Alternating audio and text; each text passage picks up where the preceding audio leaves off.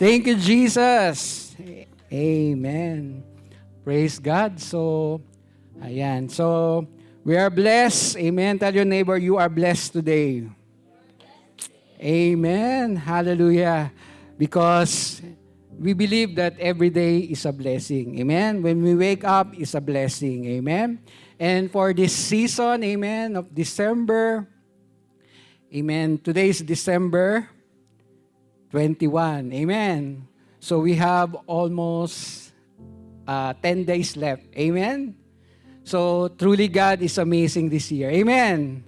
Amen. He had done marvelous things in our lives. Amen.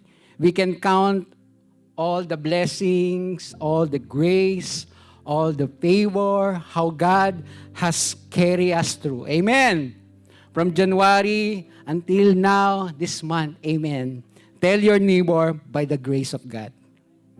Amen. By the grace of God. Amen. Lakas mo, by the grace of God. Amen. By the favor of our Lord Jesus Christ. Amen. We made it through. Amen. And we will finish strong. Amen. So God has also answered a lot of prayers. Amen. This year. Amen. Sino po? Amen. God answered His prayer this year. Amen. I think kahit maliit man yan, even the small prayer of your heart, God answered it. Amen. Even the things that you have not uttered to God, you have said, He answered. Amen. And those things that not yet still, tell your neighbor, be patient. Be patient. God answers our prayer. Amen. The prayer of the righteous man avail much. Amen. And today, amen, we are blessed. Amen. Amen. So, sino po na-receive na yung kanyang greatest gift ngayong Christmas? Amen. I believe we enjoy our Christmas party last week. Amen. We enjoy the food, the Christmas food. Amen. We gain a lot of calories. We gain a lot. Amen. Sabi mo sa atin mo, exercise din pag may time. Praise God. So, we are blessed. We have a lot of gathering, reunion, company Christmas party, amen. But today, we will never forget, amen, the celebrant, amen. Amen. The celebrant is who? Amen. Jesus, what we always saying is the reason for the season. Amen. We wouldn't know the exact date when God was born, but thank God He's born. Amen. Amen. Kasi if God born, what others says, no, in the research studies, if God in the Middle East was born, it's this time it's very cold, right? The baby cannot stand the coldness outside. Amen. So maybe summer, but we are still thankful. Our Savior come to earth. Amen. He stepped. Amen. I just read a story. Amen. In the greatest history, amen, of human, amen, of global history, when Neil Armstrong, in July 20, 1969, amen, by exact date, no, he stepped on the moon, carried by the Apollo 11. And the time President Nixon declared, amen, that the peace of heaven daw, was the feet of human touch the heaven. But the greatest history, I believe, when our Lord Jesus Christ stepped on earth for you and for me. Can we give the Lord a clap offering? Amen? Hallelujah. Heaven reaching down to us. Amen? For you. He died for you. Amen? Because He is thinking of you. Amen? Amen. So today, we will focus is about Jesus. Amen?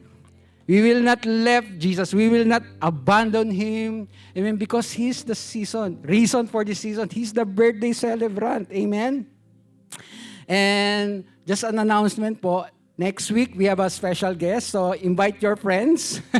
We have a pastor, a visiting pastor. One of our lead pastor in Singapore will be coming in Toronto. Amen. He's the youngest brother of Pastor Joey Magundayaw. He's Pastor Eric Magundayaw, he's watching. I sent him the link. So invite your friends, amen, to be encouraged, to be blessed by the message. And I also miss him. We always talk, and there's a lot of things going on, and God has done a lot of things. Amen. And one more thing, no, I want also to thank God. Short testimony. When 2 years ago, when we left Singapore. I prayed to God when we left because we have 4 workers there. One of me. I'm one of them who left also. So 4 worship leaders who left, who transferred for other country, who for good abroad or went back to Philippines. So I prayed to God before I left, Lord, bring workers. Like what Jesus prayed on the Bible, that pray to the Lord of the harvest to bring workers. So thank God before this year end, what they tell me of the workers in the music ministry, 4 workers, musicians and worship leader in Singapore replaced 4 of us. So I thank God. That's the indescribable gift. And I thank God because when God has a plan for you, assign you to different areas or in different location, God provides. Amen. Tell your neighbor, God provides. Amen. He will never leave us abandoned. Amen. Praise God. Can we read the Lord a clap offering once again? Amen. Praise God. Ang hina. To the King of Kings and to the Lord of Lords. Amen. The best clap offering. Amen.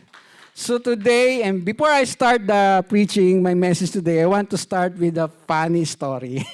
Are you ready to listen to this funny story? Amen. Parang si Pastor Jan lang. Amen. So there was an atheist. Amen. He tell to his friend, amen, a Christian friend, wala namang atheist dito. Praise God. Amen. And he is complaining about Christmas. Amen. He tell his Christian friend, it's really unfair, no? It's so discriminating. He tell his Christian friend that you have all the special holiday, Christmas, Easter Sunday, even the Jewish, they have Hanukkah, amen, they have Passover, amen. But for us atheists, amen, we don't have special holiday. Praise God. Then his Christian friend replied and said to him, you know, friend, amen, you know, brother, amen, you can take April 1st as your holiday. Hindi niyo nakuha yung joke. Praise God. Praise God. Oh, sa mga matatalino lang yung joke na yun. Kasi April 1st is April's Fool. Praise God. Natawa din ako nung nabasa ko yung storya. But anyway, just want to break the ice. I want you to be happy. Amen. Because the joy of the Lord is our strength. Amen.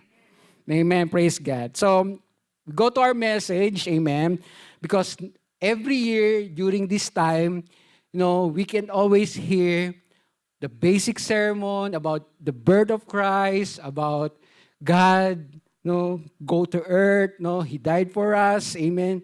Those about Christmas menu study, amen. But today, I want to talk about in a different perspective of Christmas, amen. Are you ready? And I was challenged also.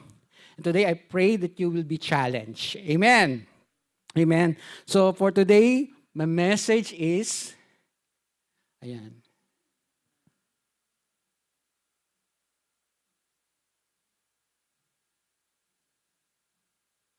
Ninong ayaw.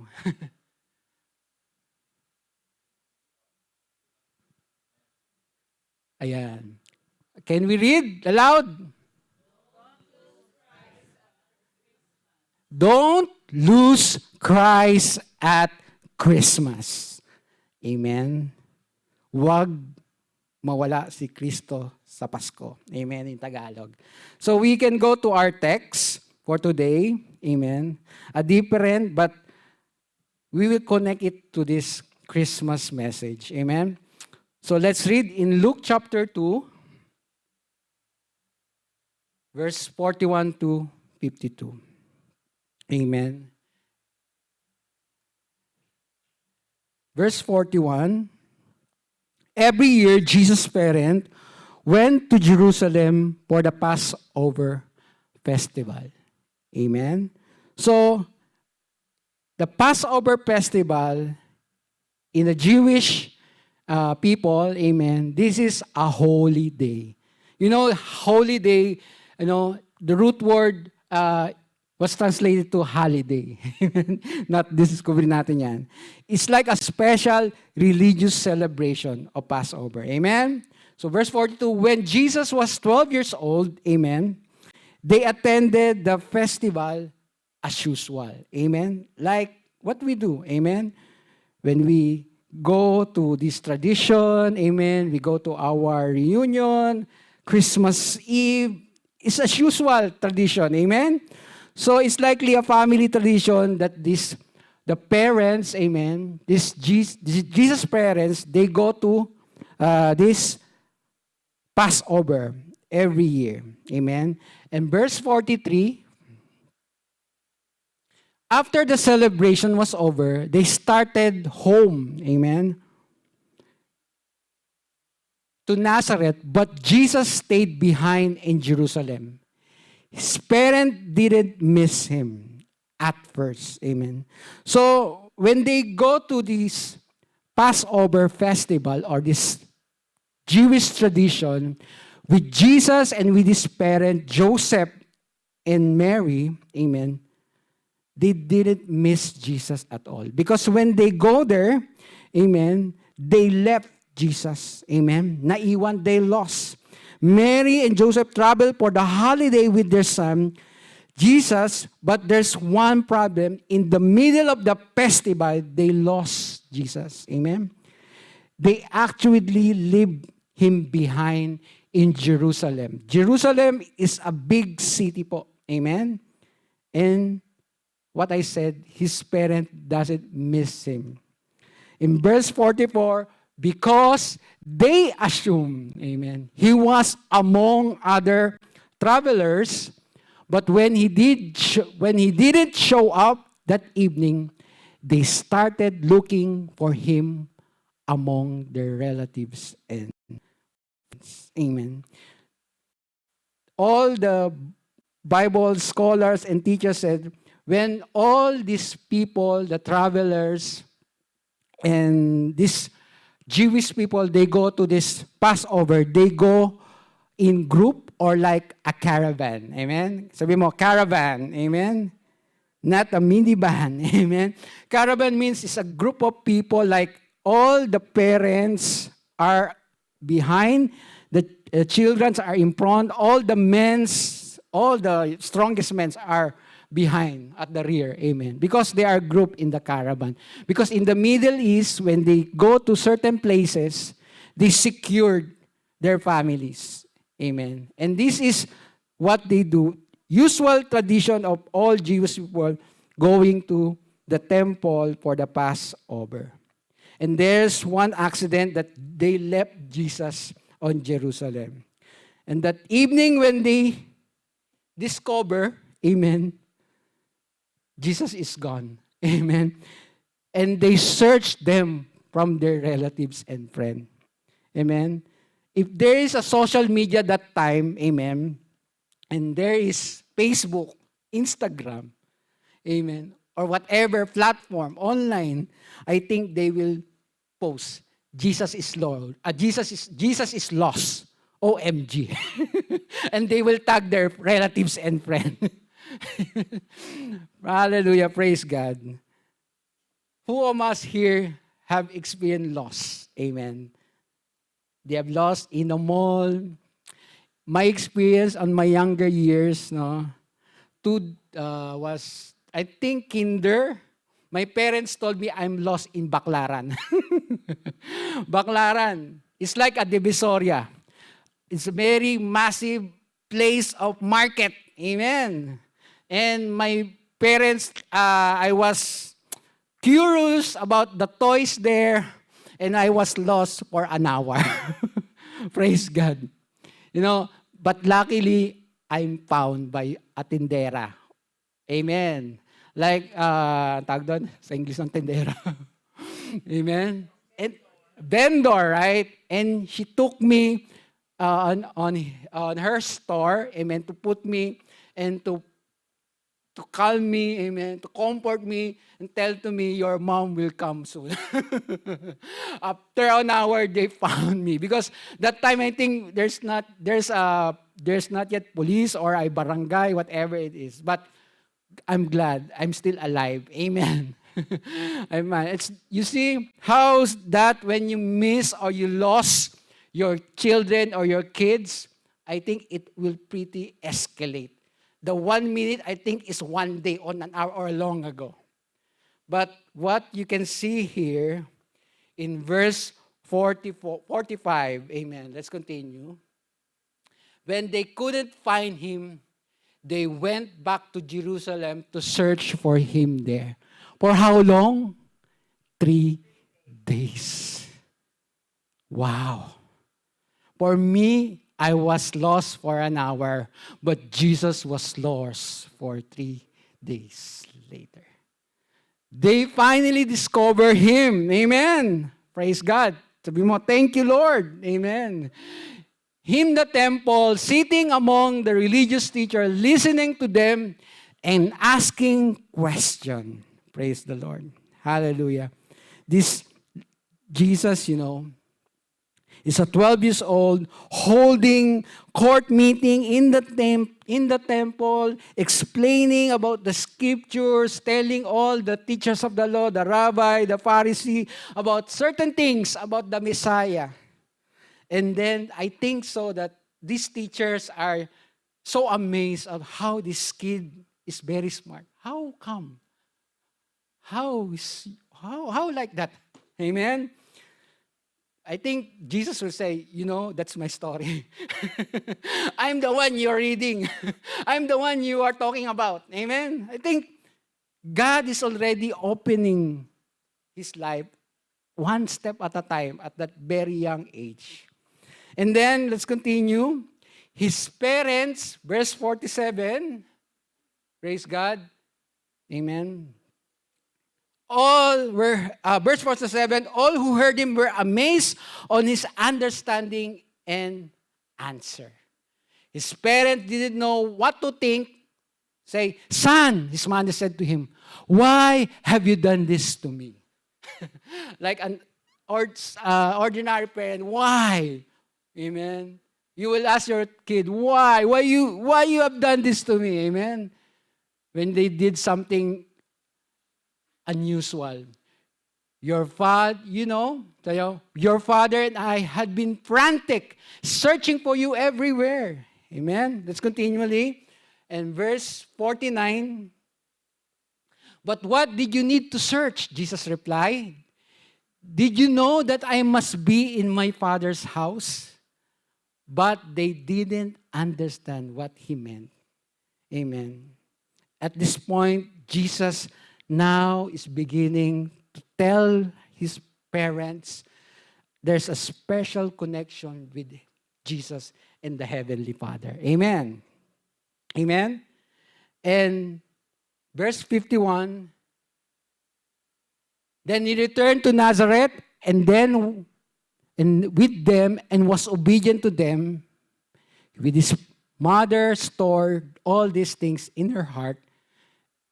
Last verse, Jesus grew in wisdom and in stature, in favor with God and all the people. Amen. So today, church, this story, I need to connect this to this Christmas season. Amen. An analogy, amen, to this season, what we are celebrating. Amen. That it is pretty relevant, amen, for us, amen, people who are traveling for holidays, amen. We're spending time with our families, amen. Maybe we get to plan for this Christmas. We will go to this place. We will, before you have planned a new trip, before you trip on Hong Kong, now I will go to Japan. Whatever your reason, amen? Christmas party, amen? Those fun stuff, we always do, amen? We open our gifts, we tear our gifts, all those surprises from the special person you are expecting, amen? For the gift for that special someone, amen? Hallelujah.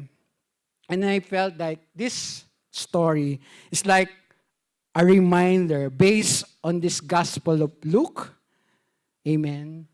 And on this Christmas, because whatever you will do, amen, in the next 4 days, amen, tell your neighbor, amen, don't lose Christ at Christmas.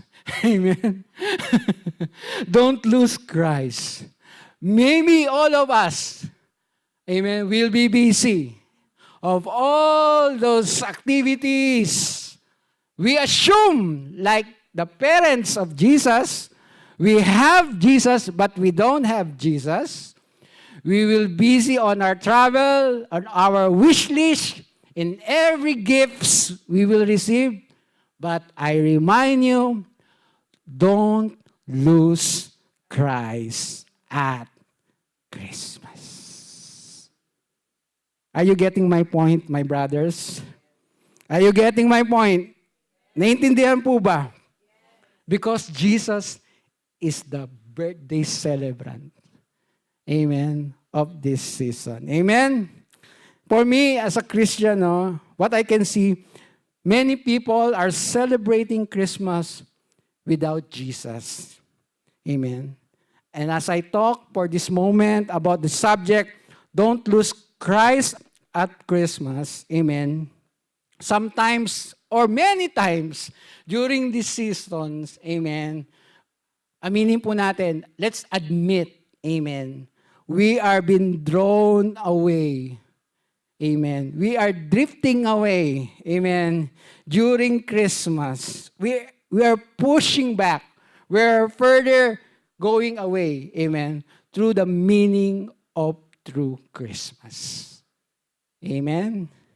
In the midst of all the celebration, of all the activities, amen, Jesus is lost. Amen. No, wag po kayong mag-guilty. Wag po kayong ma-condemn. Pare-parehas po tayo. Amen. We are guilty of that. Amen. But thanks be to God, it's a reminder. Amen. Let's go back to our text. Amen. The 12 years old Jesus was going with his parents to the celebration of the Passover. Amen. What I said, the Passover is the holy day or the holiday for all the Jewish. Amen. A religious holiday. Amen. Like Christmas for Christian. Amen. Passover, for our information, is when the night all the Israelites escaped from Egypt. God judged the Egyptian, but He passed over the Israelites. Amen. Because of the blood. Amen. On the lamppost or the door of those Israelite people. Amen. In correlation to Passover, amen, Jesus is the Passover Lamb. Amen po. He is the Passover Lamb. God sacrificed. Amen. He saved us. But right now, during the celebration of Christmas, Jesus is lost. Praise God. Amen. Sabi dito, in my next slide, they lost Him in the midst of the celebration. Amen. Tell your neighbor, do you lose Him? Amen. I think it can happen to us. Amen. If we're not deliberately keeping Christ in our Christmas, we can lose Jesus. Amen. It's possible to lose Him in the midst of Christmas celebration. Amen. How can you lose Him? That's the question. How can we lose Him? Amen. I'm not talking about your relationship. Amen? We have the relationship with Jesus. I'm talking about the fellowship, your intimacy, or your closeness. Amen. Your love with your Lord, the lover of your soul. Amen. Praise God. Mary is still his mother at that time, though he lost him for 3 days. Amen. Joseph was still his father, even though he don't have a fellowship with him in 3 days. Praise God. For us, it is possible. As a Christian, not in fellowship, but in relationship with our Lord. Amen. Many are celebrating Christmas, but not have the intimate relationship with Him. Amen. They are not in love. Their love grow cold. Amen.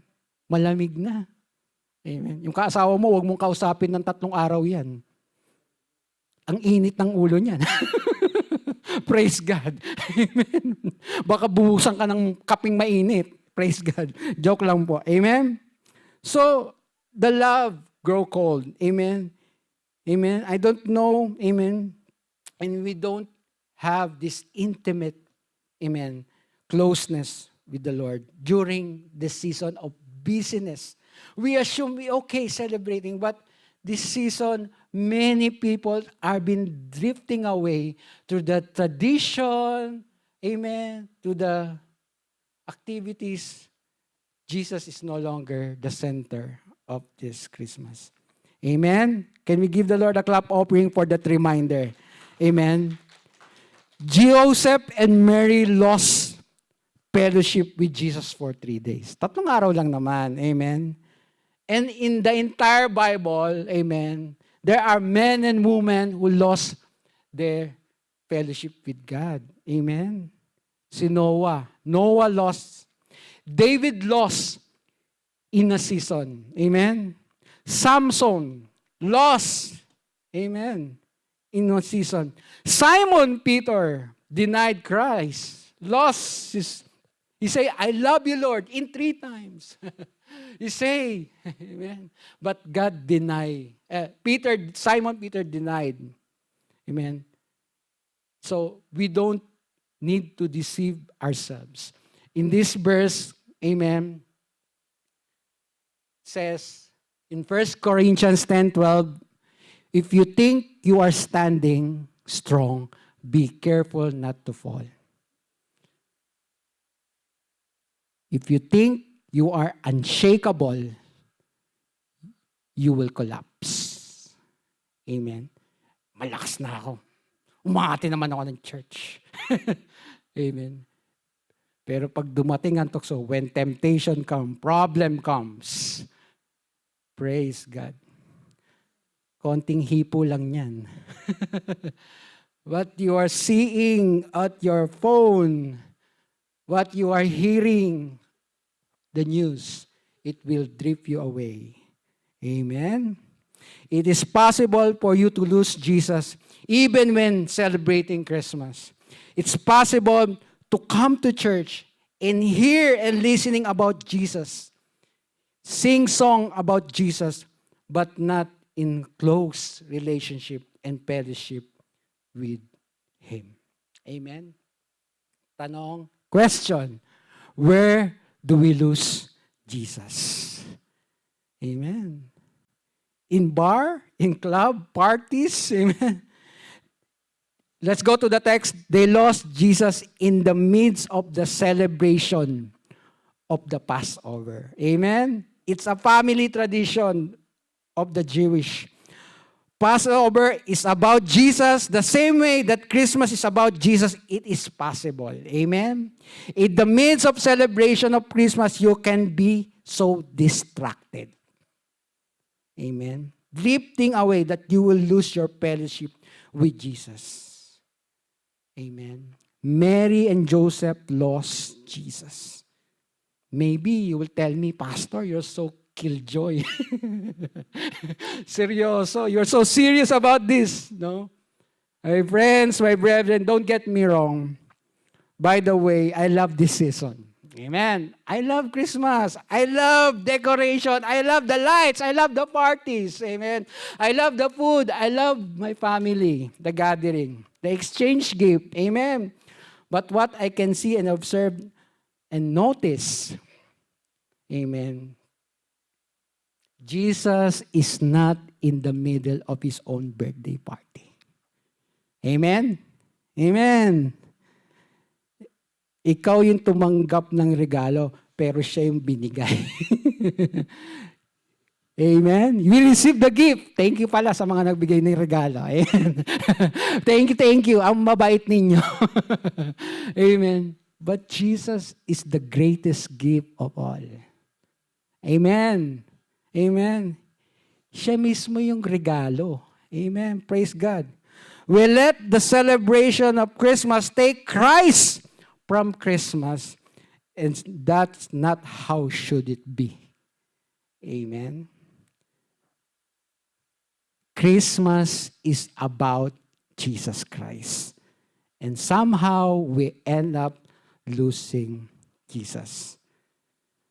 How did Mary and Joseph lose Jesus? They didn't lose him by being against him. They didn't lose him by denying him. They lost Jesus by taking him for granted. Amen. The Bible says that they assume. Amen. In the middle of the religious celebration. I will bring back in verse 44. Because they assumed he was among the other travelers. Amen. But when he didn't show up that evening, they started to look for him among the relatives and friends. Praise God. In Tagalog, maling akala. Akala ko kasi, okay na ako matatag na ako. I'm strong enough to stand that temptation. Yung pala. Praise God. Amen. Don't assume. Tell your neighbor, don't assume. Amen. Amen. I'm saying to you that you cannot have the joy of Christmas without the worship of Jesus. Amen. You can have all the celebration of lights, decoration, gifts, but you cannot have the joy of Christmas without worshiping the King of Kings and the Lord of Lords. Amen. He is the reason. Jesus is the greatest reason that there is Christmas. And thank God for this indescribable gift. Amen. Praise God. Can we give the Lord a clap offering of praise? Amen. Hallelujah. When they went to the journey, amen. Praise God. And getting further and further in their journey, hallelujah, they lost already in 3 days. Amen. It's a reminder for us here, amen. No love should be greater than your love for Jesus Christ. Amen. No love. I love the gifts. I love all the food. Amen. But the Bible says, love the Lord your God with all your heart and with all your strength, and love your neighbor. The greatest commandment, to love the Lord. Amen. Amen. Praise God. Can we give a Lord a clap offering of praise? Amen. No other focus should be greater than your focus on Jesus Christ. Amen. Allow no distraction this Christmas. And we want to be and we want to have a true fellowship. Amen. This Christmas with our Lord Jesus Christ. So we will end 2025 with Jesus. And in 2026, we have still Jesus because Jesus is greatest. Amen. Greater of all. Amen. Because He is with us. He is Emmanuel. Amen. And a question on your journey this year, this season, in months. Amen. How is your fellowship with God? Amen. Yung tanong.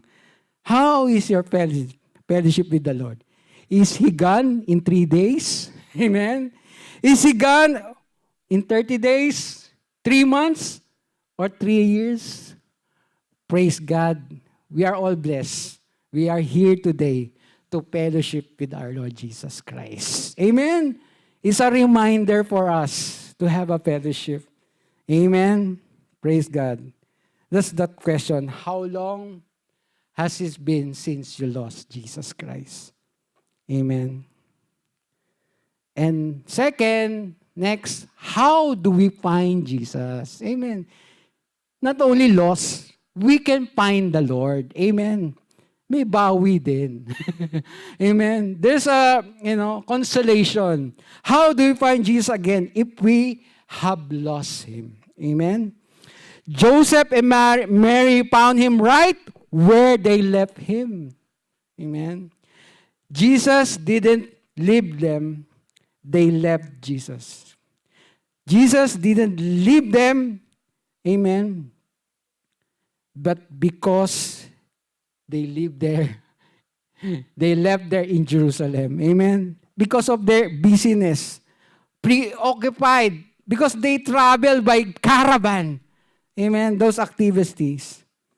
But the good news, they found Him in the temple, in the Father's house. Praise God. At the church. Tell your neighbor, tell your seatmate, at the church. Amen. Where they first lost Him. Jesus Christ was lost in the synagogue. O yung church nung araw na yon, nung panahon na yon.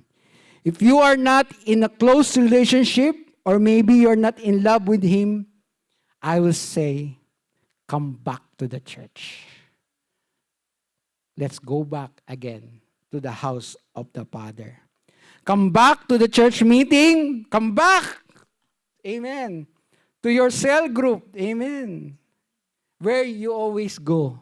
And you can find Him again if you are lost. Amen. Praise God. Tell your neighbor, I will not lose Christ at Christmas. I will not lose Christ at Christmas. Amen.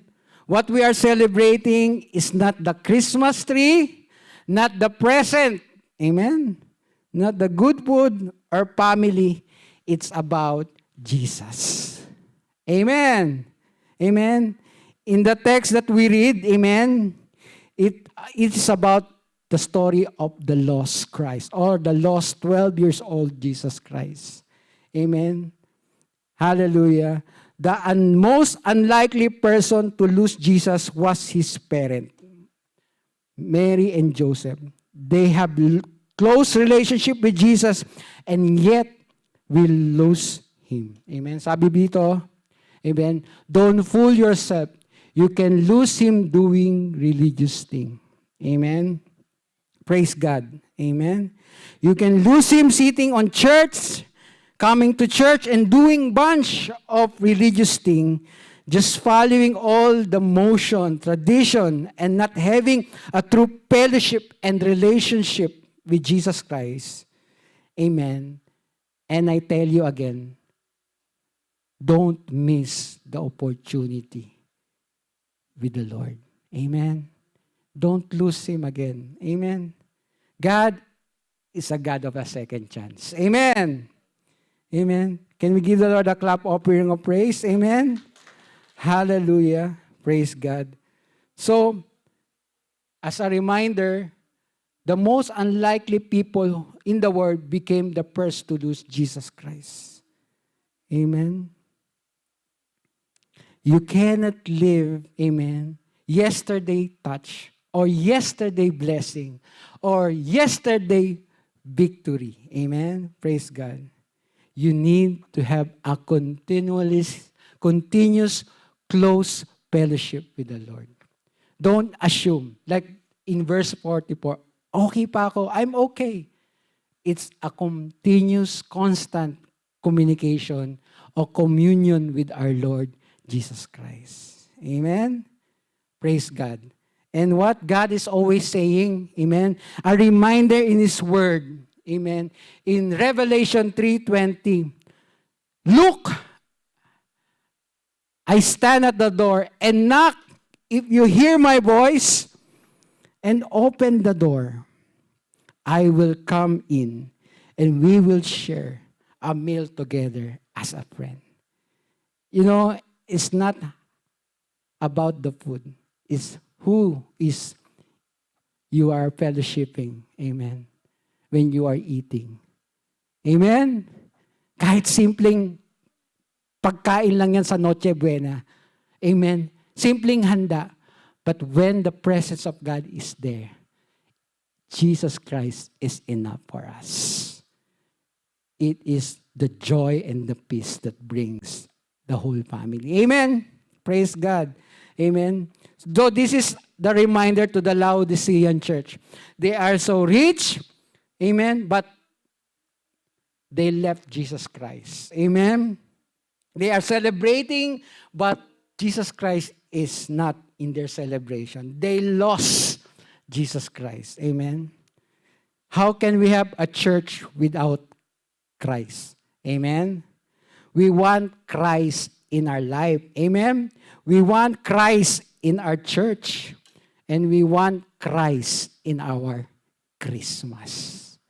Praise the Lord. Amen. Can we give the Lord a clap offering of praise? Amen. Amen. What I said, Samson lost him, but he didn't know. But when he wake up and realized, Lord, he wish and pray, Lord, let your spirit be with me. But the spirit of the Lord went out of Samson already. And as a reminder, we must be very careful. Amen. Very careful because we can lose the precious anointing of the Holy Spirit of God in our life. Amen. The fellowship, the presence of God. What happened to David as King David? Amen. He is in the battle. But when he saw Bathsheba, she fall and commit adultery. Amen. He is a king. He's a man after God's own heart. Amen. But he lost the presence of the Lord Jesus Christ. Earlier, we take the communion. We partner with the Lord's Supper. What we did first is we examine our hearts. Amen. We always examine our hearts because according to this verse, in Psalms 139, verse 23 to 24, "Search me, O God, and know my heart. Test me and know my anxious thoughts." And 24, "Point out anything in me that offends you and lead me along in the path of everlasting life." Amen? So when was the last time you examined your heart? Amen? How is your heart, sister? How is your heart, my brother? Amen? Amen? Praise God. God is always reminding us. Amen? And you notice that you are not the same. Amen? Last time you are so prayerful. Praise God. But when you examine the Lord, I'm not this person anymore. I'm a prayerful. Lord, I always go to church. I go on those spiritual activity. Lord, search me. Lord, test my heart. I don't want to lose your presence in my heart, oh God. Amen. Don't lose Christ this Christmas. Amen. Mary and Joseph were without him for 3 days. Amen. How long is Jesus in your life? Amen. How long? Amen. Today, you can find him here. This is an opportunity. God is inviting us here. It's not an accident that you are here today, sitting there, and reminding you that you are not lost in the presence of God. Amen? Like the prodigal son. Amen. He is lost. But when he realized, he returned to his father. Amen. He returned to his father. When Mary and Joseph lost Jesus, they returned. So God is always reaching for us and inviting us and telling us, admonishing us to come back. Return back to your first love. Return back to the lover of your soul. Amen? Amen? And in Jeremiah says, 3:22 in New King James Version, return your backsliding children, and I will heal your backsliding. Indeed, we do come to you, for you are Lord, our God. Indeed, the Lord is our God. The Lord is our Savior. The Lord is our relationship. Amen? You can have all the things in the Word, but if you don't have Jesus, you are the most poorest person of the world. Amen? Your relationship is the most significant, important thing, knowing Christ as your Lord. Amen? Praise God. Can we give the Lord a clap offering of praise? Amen. If you fail, if you ignore Him, if you leave Him, if you try to live without Him, God is not mad at us. He's not angry with us. Amen. He said He will heal your backsliding heart. Amen. If your love grow cold, return back. There's no other place. You are secure. You are secure in His love. Amen. Perfect love is casting out all fears. Amen. The love of our Lord Jesus Christ is the perfect example of love. It's unconditional love for all of us. Amen.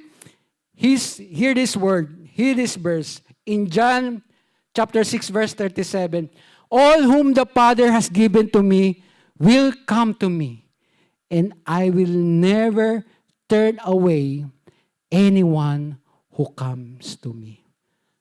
He will never, ever turn away for you. Amen? He will never let you down. So nobody who comes to Christ and look upon Him and believe in Him will ever be turned away. Or you will be rejected. Or you will never be lost. He will never turn away. Amen, my people of God. Like what we are singing this morning, this afternoon. Come, all ye faithful. All of you, citizen of heaven. Amen? Amen? It's already done. Done. The finished work of our Lord Jesus Christ. Come to the cross of our Lord Jesus Christ. You know, the cross signifies, or you see the cross, there are two lines. One is horizontal, one is a vertical line. The horizontal symbolizes as the Lord reaching out, His arms open wide, telling you, my son, my children, my daughter, come back to me. That's the significance of the cross. The symbol of that horizontal line. Amen? Also like a bridge, He made a way for us. Jesus is the way, the truth, and the life. How about the vertical line? Assignment nyo na po yun. Akala ko lang nag-research, assignment nyo na yung vertical line. No. Vertical line is the symbolize that we have a direct access to God. Amen. Tell your neighbor, you have a direct access to the Lord. Amen. Praise God. Amen. Hallelujah. Praise God. Amen. So, as we end, amen, God reminding us, Amen. In Psalms 103, verse 8 to 13. Amen. Can we call on the worship ministry? And the Lord says in His word, the Lord is compassionate. Amen. Verse 8, merciful, slow to get angry, filled with unfailing love. Amen. He will not constantly accuse us, nor remain angry forever. Verse 10, He does not punish us for all our sins. He does not deal harshly with us as we deserve. Verse 11, for His unfailing love toward those who fear Him is as great as the heights of the heaven above the earth. Verse 12, He removed our sin as far from the east is from the west. You see how God is so amazing. So, this is the greatest gift. He gave us the forgiveness. Amen? And third thing, the Lord is like a father to His children, tender, compassionate to those who fear Him. Amen. The message of Christmas is the message for us to return.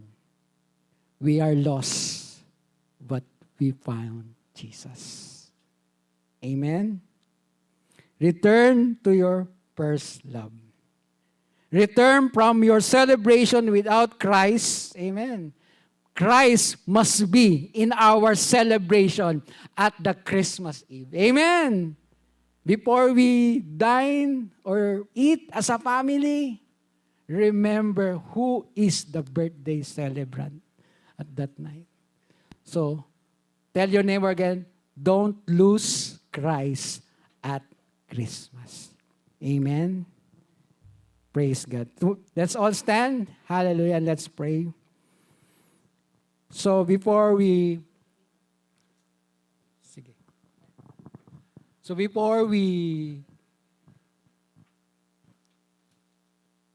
worship God, let's examine our hearts today. For the past months, days, even this season, let's think, look back, how God, how faithful, how good He is, how He given us a second chance. That even though we drifted, we neglected Him or ignored Him, God still is reaching down for all of us.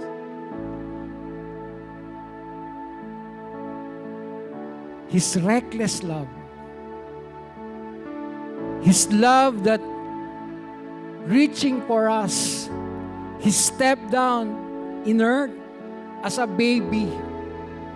Then He grew up a child. And when He became old, He gave us this message about God loves us. Amen. Lord, we thank You today for reminding us, Lord, how good You are, Lord. How we are sinner, Father God. For You said in Your word that, Lord, that sin,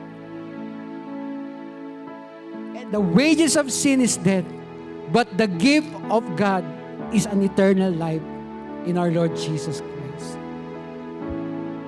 So Lord, right now, we ask, before this Christmas Eve come, we recommit, we rededicate our life to You right now. And Lord, we ask You, be the center of our focus, Lord. Be the center of our family, of our gathering, of all our activities, oh God. So Jesus, be magnified once again and be glorified. because you are worthy of all our praises, O Lord. Come on, let's sing this song. Thank you, Jesus. Oh God, we worship you.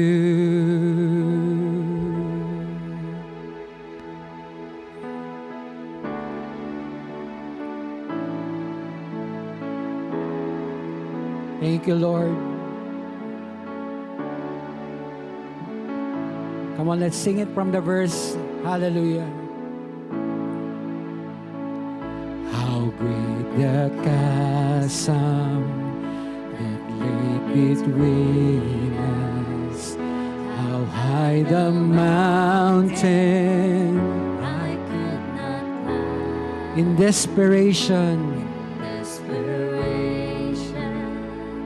I turned to heaven, spoke your name into the night.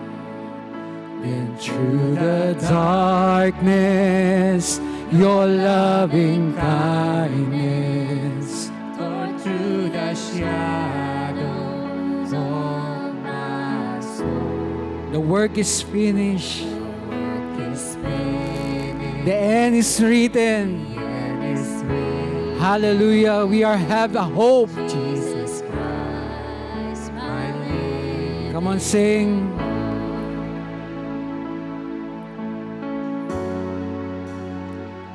How could he man so great in mercy? What heart could fathom? Such boundless grace, the God of ages, who stepped down down from glory to wear my sin, and bear my shame. bear my shame. The cross has spoken. Thank you, Jesus. I am forgiven, the King of Kings.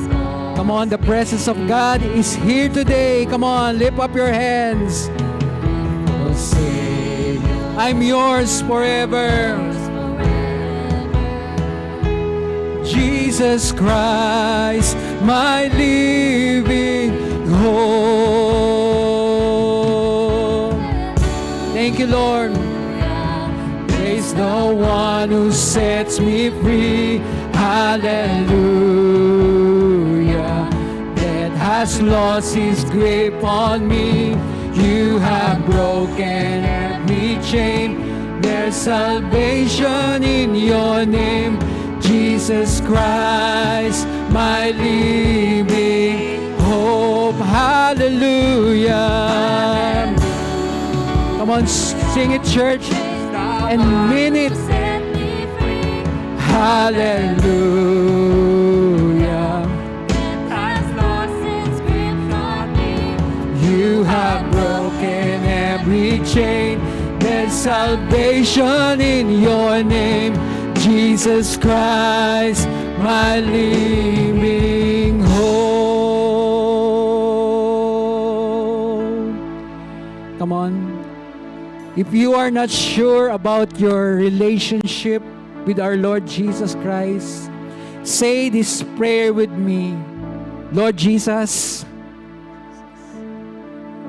I recommit to you my life once again. I declare and believe you with all my heart as my Lord and personal Savior. Lord Jesus, forgive me for all my sins, for all my shortcomings. Lord Jesus, by your most holy blood that shed at the cross, cleanse me from all unrighteousness. Lord, right now, come into my heart. Be my Lord and King from now on until your coming. In Jesus' name. Amen. And when you say that prayer, thank Him and say, Hallelujah! Come on! Hallelujah! Praise the one you are set free. Hallelujah! You have broken every chain. There's salvation in your name, Jesus Christ, my living hope. Come on, shout it out. Hallelujah. Praise the one who set me free. Lord, we thank you for your goodness, for what you have done. You are amazing. You are marvelous. In your name, Jesus Christ, my living hope. Jesus Christ, my living hope. Jesus Christ, my living hope. Come on, let's give the Lord a clap offering of praise. Amen. Amen. And I believe not only you are saved, as the Bible